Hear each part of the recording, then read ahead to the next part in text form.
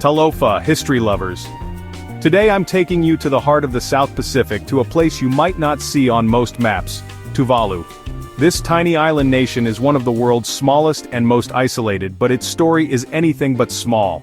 Let's dive into Tuvalu's fascinating history in just 3 minutes. Let's rewind about 2,000 years.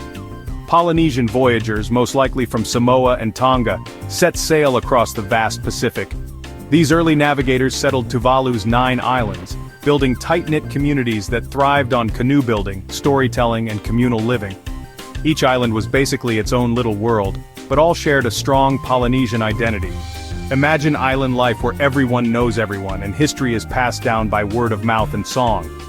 Fast forward to 1568 and a Spanish explorer, Alvaro de Mendana, becomes the first European to spot Tuvalu. But it wasn't until the 1800s that regular contact began, with whalers, traders, and Christian missionaries arriving to introduce new ideas, Western religion, and schools. Then in 1892, Tuvalu, then called the Ellice Islands, became a British protectorate. By 1916, the British merged Tuvalu with the nearby Gilbert Islands, forming the Gilbert and Ellice Islands colony. But here's where things get really interesting. By the 1970s, cultural differences between the Ellice Islanders and Gilbertese people were growing.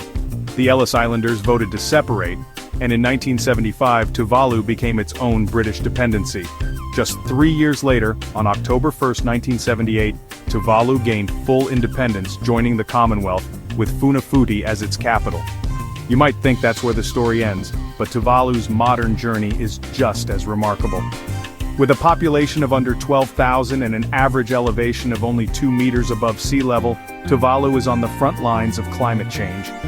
The nation has taken an outsized role in global discussions, advocating fiercely for climate action and environmental justice.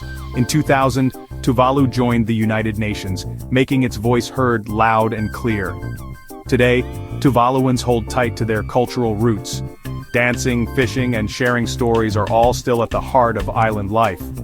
Despite economic and environmental challenges, Tuvalu's people show a resilience and sense of identity that's pretty inspiring. So there you have it, Tuvalu's journey from ancient voyagers to modern climate leaders, all in 3 minutes. If you enjoyed this quick trip through history, give it a like, subscribe, and hit that bell for more. Thank you so much for watching, and until next time, stay curious.